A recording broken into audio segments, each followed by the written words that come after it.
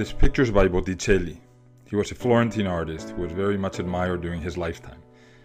He worked for the Medici in Florence, one of the important patron families that we will see during this course, and he also worked for the Pope in Rome. He's active during the second half of the 15th century. His main works were painted between 1470 and 1490. The picture that you see on the screen is an Annunciation. It's a small picture. Ignore the surrounding space, which was originally occupied by a frame.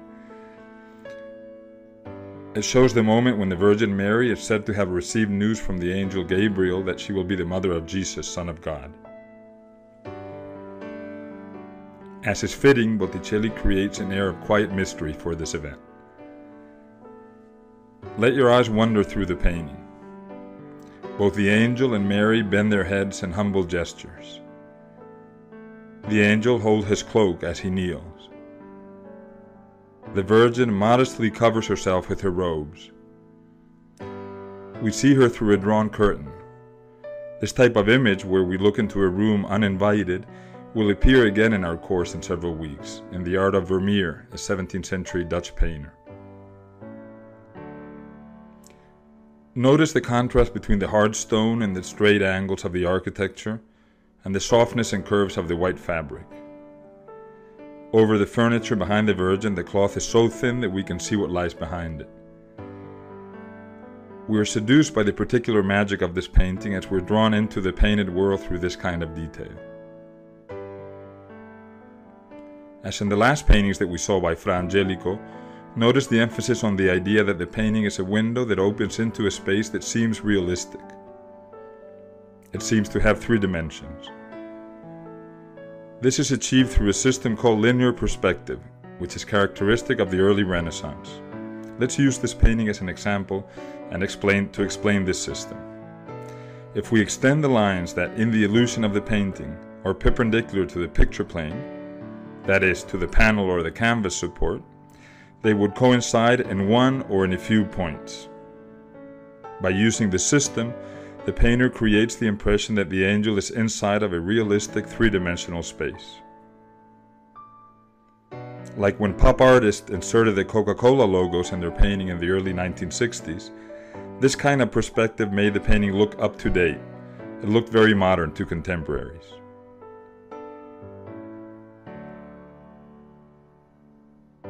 Notice also another feature at the time of the painting that was seen as very modern for the time, the use of classical architecture.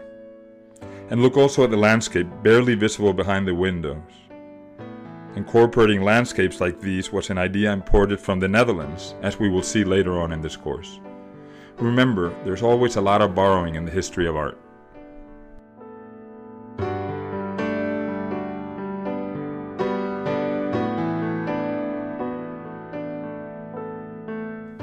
This painting is called Venus and Mars.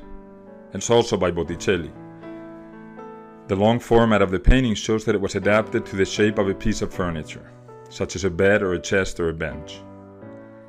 This is a reminder that art at the time had a function.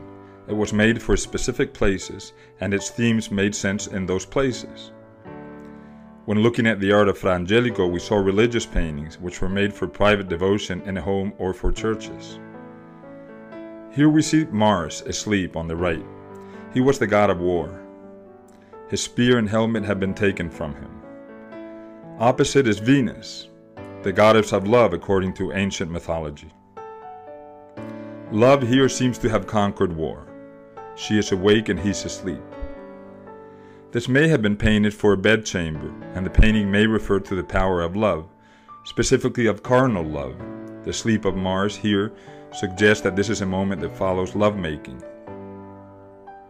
In Botticelli, we find more mythological themes than we did in Fra Angelico. During the Renaissance, there was a true obsession with bringing back the life of classical antiquity. Its remains around Italy and other parts of Europe spoke of its greatness. In their goal of making buildings and statues look like Greek and Roman architectures and sculptures, sculptors could rely on the remains that lay in their midst. So could architects. But very few ancient paintings had survived. So what did painters do? They painted ancient themes, and also they found inspiration in statues. Here, the dress of Venus is inspired in clothing from classical statues, as is the pose of the two figures, which draws from an ancient sarcophagus that was actually known at the time. The painting is also about beauty. The whole picture shows the smooth beauty characteristic of Botticelli. The triumph of Venus over Mars is achieved through her beauty. Look at her hair and her dress. The picture is a beautiful poetic invention. It's an idea, a mood turned into an image. The title of this painting is The Birth of Venus. It's one of the most famous pictures by Botticelli. It shows the arrival of Venus from the sea onto the earth. It's hard to imagine a more important message. Just try to think of a world without love and without beauty. Those are the concepts that Venus represents here. Botticelli has given this his best effort. Venus is pushed ashore by a man who is blowing on her. He represents the gentle breeze that brings the spring. He actually carries the spring in his arms. The arrival of Venus means the beginning of life. The woman who received her is probably Flora, goddess of flowers. Ancient myths such as this can bring to us profound truths about the forces that rule the world and that rule our conduct. Here we see the power of love and of beauty, forces that generate life, just as spring brings life to nature. Venus is based on Greek and Roman statues. The graceful movements and proportions, the decorative use of line, the ornamental charm of the image are qualities characteristic of this artist. What Botticelli paints is different from what is found in nature or in works of art that inspired him.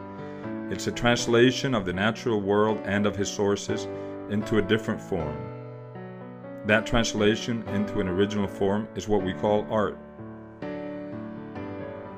Notice in this image how the neck of the goddess is too long, or her shoulders too low. Botticelli transforms reality at the service of his message. The woman is made exceedingly graceful and delicate so that she can express the idea of beauty and love, the greatest of gifts.